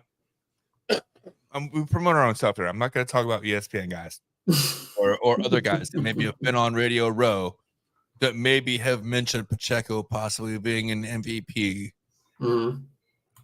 But I like that. I Eddie said he's got to go over 100. I'm the one that brought him up as really the X factor in the offense. I do agree. Maybe you're right. It's either Pacheco or Kelsey, one of those two guys. Yeah, so I don't think it's Mahomes. I think he's going to be a game manager. No, it's not Patty, not this year. Yeah, it's going to be a game manager. We talk about the storyline of game managing quarterbacks coming into this game. Guess what? If the Chiefs want to win, Patty has to be the game manager. You know, Phil, that's what it is. Yeah, this is the way Purdy I feel about has to win as the quarterback. To me, Purdy has to almost come in and be the leader, not the manager on that offensive side of the ball. For the Kansas City Chiefs to win, Mahomes has to be a game manager. He has to manage against that defense. That's a great point what you said there. I don't think the only way if the Chiefs do win this game and Mahomes throws for over 350 yards, he wins the MVP. But against this defense, it's not going to happen. Yeah, I will cut this up and braise it and eat it live. Patty Mahomes throws for more than 300. Not even 300. He throws for more than 300 in this game. Like I saw people take it 225 passing yards as a lock in this game, and I'm like, are you kidding me? It's not. Are you kidding me? It's not. 225 for Patty Mahomes lock in this game? Are you kidding me? I agree. I think everything's going to be a close, mid-level game here. I don't think there's going to be deep balls. I really don't think that. And I think everything's going to be close. It's going to come down to the scheme of the game. That's going to be either a Kelsey or a Pacheco. That's where I think it's going to be. I think it relies on them because the running game is going to be really superior for this game because if you don't run the ball, man, you know what? They're just going to come after you because they're going to play man on man and just pin their ears back and come after you. If you set up the run, that opens up that secondary for that mid-level game, because you got to get Warner and Greenlaw out of this game, man. You have to. Well, and we talked about it, and this week, we're an hour and a half now, so we'll take the time. But this is what we talk about. Did Andy Reid really learn his lesson, right? Because, all right, you've got Kelsey, you've got Mahomes, you've got some speedy guys, a rookie, you've got Valdez-Scantling coming back, you've got Sky Moore coming from injury. But you've got Pacheco and Edwards-Helaire, as you talked about. Can he learn from the past and figure out a way to run the offense in this game through those two guys in the backfield? Much as we talked about Shanahan using Juszczyk and CMC, right? Like, I feel like we could probably do a whole week. We probably could have been on Radio Row, just you and me, this week, talking about this game because the amount of storylines that just pop up, just randomly talking about it in casual conversation, like, oh, I just thought about this. I just thought about that. Have we had a Super Bowl in recent memory that's had this many great storylines that you could just talk about forever? Agree. I don't know if we have, honestly. I really don't. No. Before we get into the prop bets here, our last topic here, I want to talk about what Michael said here. So can Kyle Shanahan outcoach Andy Reid? My thing is when you have two players that sit at the table and say, their guys are playing checkers over there. Andy, my name's Kyle. I play chess. What do you play? I play chess too. Anything can happen with these two coaches here. The best of the best coaches are right here today, coming up Sunday night. That's the way I feel about it. Yeah, my answer is 100%. Yes, he can. What do you think, Phil? I'm looking it up. Bobby Fischer. I'm trying to look up the Russian guy that he beat, right? The Russian. Oh, the chess guy. Yes. Mm-hmm. I can't remember the name. I don't remember. I don't even play chess. I'm not that smart. But that's what I'm talking about right now, right? Like Bobby Fischer, like Shanahan is Bobby Fischer, right?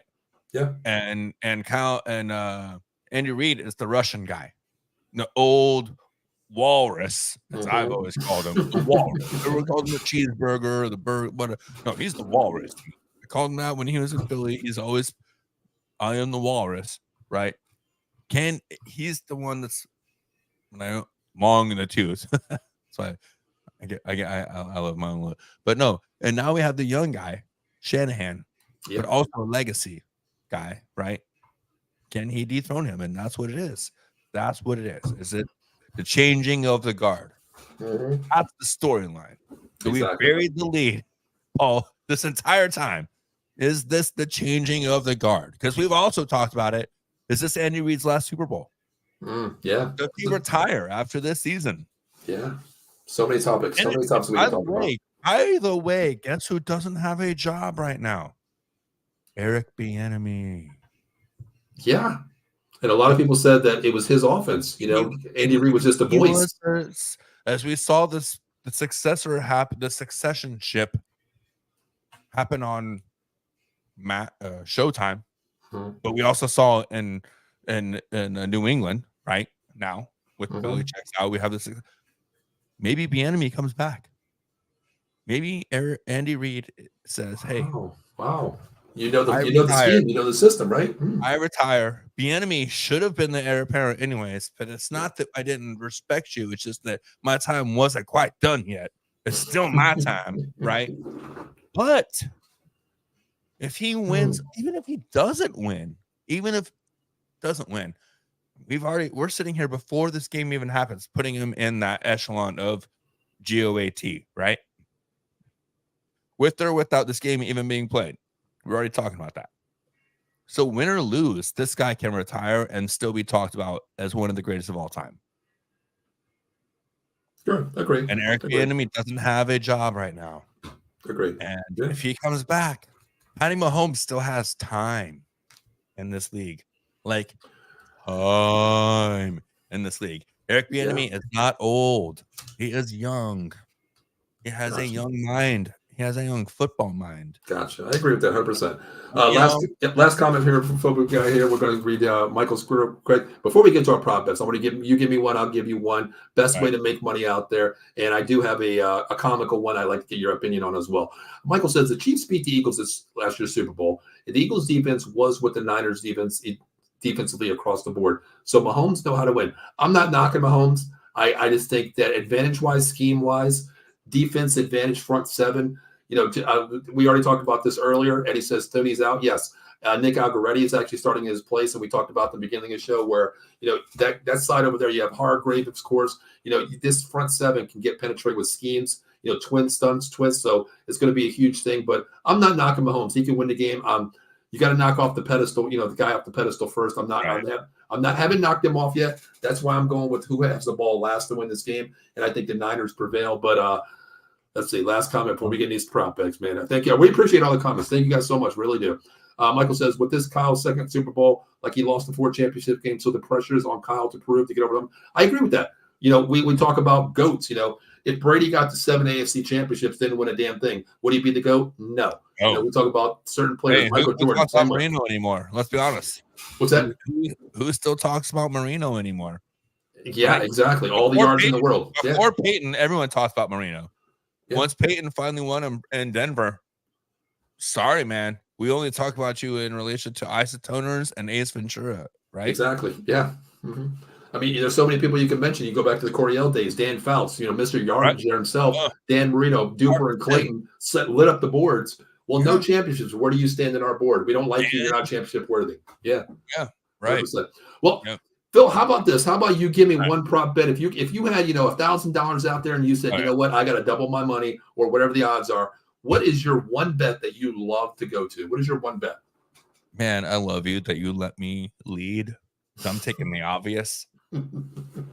CMC anytime touchdown. I love that. CMC anytime touchdown. That is money in the bank. I mean, it's probably a plus bet. It's probably not but it's still money in the bank.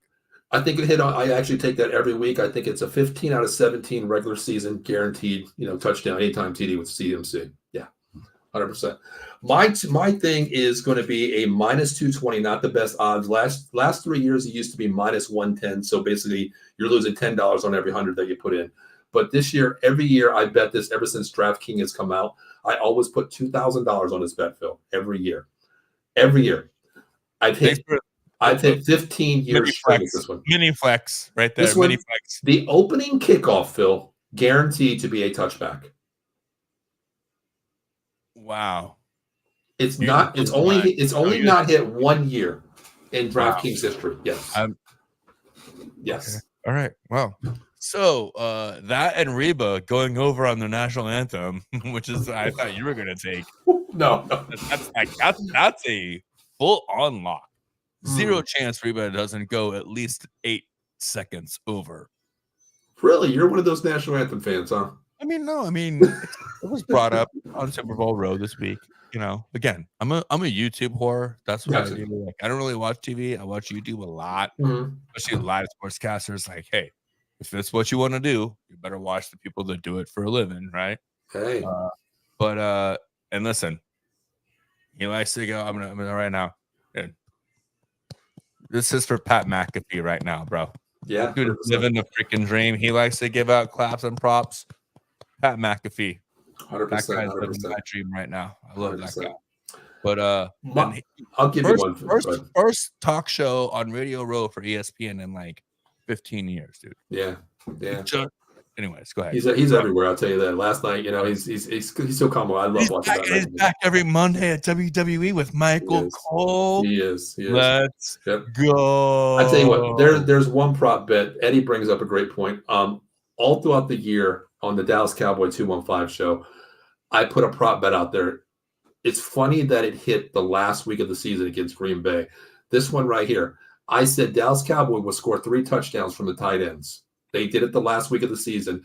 I can actually see this as a definitely. I don't know what the odds are on this one, but I can actually see this when you have Kittle and Kelsey in the same game, 3 tight ends touchdowns. I can see this. Total tight end tutties. Yes. I could see this. I could definitely see this. Hey, let's not forget Gronk with the kick of destiny, trying to redeem himself also this week and being a massive presence on Radio Row and in Vegas. By the way, him and Big Show hung out. Him and Bert Kreischer hung out.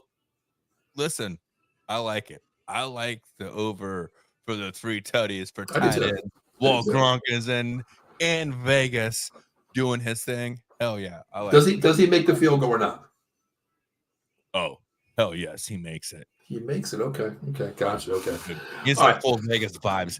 Dude, if there was one person on this planet not named the stash that was built for Vegas, it's Gronk. That's the dude I want to party with, man. He still lives on Davis Island, brother. He lives so close to me. I'm about to start riding my bike on Davis Island just on afternoon so I can run into him the Bake Show, have an afternoon jog together. They're neighbors. Well, you know what? That's the goal this summer before we, get back to regular NFL season here, Phil. Take that shirt out there and say, hey, come on our live show and talk to us because we want you on here, brother. But my last prop bet, I'm going to put this out there, all the viewers. We have 9 live viewers out there watching right now. Appreciate you guys chiming in. Here's my prop bet. Phil, you opened it up and told me that Tay-Tay might not be there because of her concert tour, correct?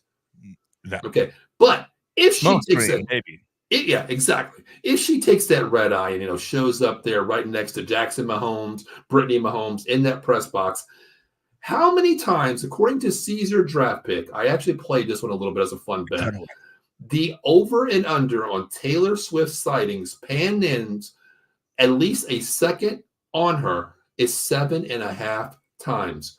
Where do you go with this, Phil? If she's in Vegas at Reliance Stadium, that's the easiest over in the history of wow. Really? Dude, that's gonna be like 7 times a quarter, bro. Okay. 7 times a quarter. The Chiefs don't even have to be on the field.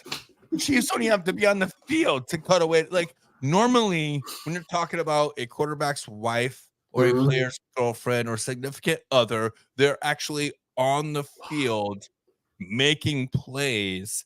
And then something happens, and then we're gonna do a promo package about this player and their parents, right? Come on, tell me you don't know the tried and true story of the NFL and how they run a promo or a show, right?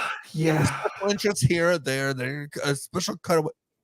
There ain't no special interest. It's literally how many times can we get Taylor Swift on camera during this? Because guess what that is, my friend?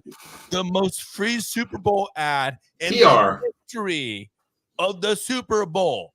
Mhm. It's like $8 billion for 10 seconds now. Agree. And Nope. they get Taylor Swift for free. Yeah. Sorry if I'm yelling. I know I'm very No loud. problem. The Sorry. NFL is paying for this free PR on Taylor Swift right now. They're asking. That's what they are. They're Yes. giving. Mhm. But Phil, here's the question. Here's the one thing. This bet is plus 500 on Caesars Sportsbook. I'm going to ask you, and we'll end the show right here. Eddie says at least 12 times. I'm going to go with the over, but here's my thing. On Caesars draft selection, their sportsbook, I took this plus 520 bucks. After Reba McEntire sings the Super Bowl, will they get Taylor Swift's reaction after the national anthem? What do you think?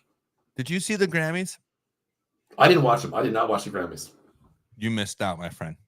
Okay, I'll go back. Oscars suck. Tonys, nobody knows. BET, is that even a channel anymore? I don't even know. Grammys freaking slayed this year. Okay. Let me tell you right now, Tracy Chapman played her first live performance in a decade. Oh. Sorry, I'm yelling. Sorry. They showed Taylor Swift 7 times. Holy shit. While Wow. Tracy Chapman was singing for the first time in I don't know, 15 years, something like that. I don't even know. You understand what I'm talking about? We're talking about a singer of a generation. Okay? You're a Gen Xer. We know Tracy. We know Fast Car. I had that thing on an LP, a tape. That was one of my very first tapes I ever bought. Was that album? First time she performed. They showed Taylor Swift living her best life, partying, not pretentiously, just living her best life, loving the fact that it's not old to her. How many Grammys has she won? It's not old. I'm just telling you right now. They showed her at least 7 times while Tracy Chapman was singing. They're going to show her as soon as Reba starts singing. So this is a guaranteed easy lock, easy money. Yes. Gotcha. All right. That's my long-ass-winded way of saying you can bet on Tay being the most filmed person in that entire stadium if she shows up. Well, there you go, everybody. Myself, Paul Spencer, and Phil is giving you our prop bets, Super Bowl predictions, Super Bowl scores. All the viewers out there, thank you very much. Before we get out of here, one more sponsor, of course. If you're out there injuring, in Philadelphia, watching the Super Bowl, wherever you may be in the tri-state area, plus New Jersey, get an accident, please don't drive. Please, if you do, call an Uber out there. Be safe and for your family as well, of course, and all the drivers out there as well. But if you do get an accident from a fender bender, call Jason Fine, 1-800-HURT-123, Attorney Big Al, Jason Fine. Motor vehicle accident, slip and fall, workman's comp, personal injury claims, 3 convenient locations throughout Pennsylvania, New Jersey. First in New Jersey, we have Cherry Hill, New Jersey, 3 Queensboro Lane, Cherry Hill. Philadelphia, PA, 1628, JFK Suite 2120. Also, my neck of the woods, Cambria County up here, in Pittsburgh, 500 Grant Street, 2900. Make sure you give them a call, 1-800-HURT-123. Mention Out of the Box Sports Entertainment. Remember this, no recovery, no fee, no hidden agenda. Guess what? Not 50%, not 45, not 35. The lowest rate you're ever going to hear, guaranteed out-of-the-box family rate, because that's my boss, my personal friend. I work for him. You might even get me on the horn when you call. 33.33%, no recovery, no fee. So please reach out to Jason Fine for all your legal advice out there, whatever you need. Before we get out of here, Phil, we got to do this again, man. We keep talking about doing this for the whole season. I think it's going to be a great opportunity for both. But before that, let everybody know where they can find my good friend, the Stash at. Hey, I just launched my own personal YouTube channel. You can catch me at Stash TB on YouTube. I'm doing lightning breakdowns. I'm coming back. Paul and I got some stuff on the mix. To me, it's the greatest time of the year. So you can catch me at Stash TB, at Shooting a Stash on Facebook. Come around. I'll talk to you. Definitely. My name is Paul Spencer. Of course, you already know when I'm Out of the Box Sports Entertainment. Make sure you like, share, subscribe on Facebook, YouTube, Twitch, Twitter. We're everywhere. Coming on iHeartRadio pretty soon. As soon as we get the okay to do that, we're going to be uploading audio to that as well. So please check it out. My name is Paul Spencer. That is the man on my good friend, the Stash. Please check him out as well. And Future is going to be on with Out of the Box as well. Hopping on many shows and starting our own show as well. So until then, wherever you may root for, hope your team wins. And if you don't have any coin in the game, just take this blessing and just witness 2 great teams that deserve to be there. So, Phil, you ready to get out of here, brother? Man, I'm ready for this weekend. Let's go. Definitely. Until then, we'll see you next Thursday night, Friday night, 7 p.m. We'll recap the Super Bowl, see how we did, and we'll go from there. Until then, have a great weekend and enjoy the weekend, everybody.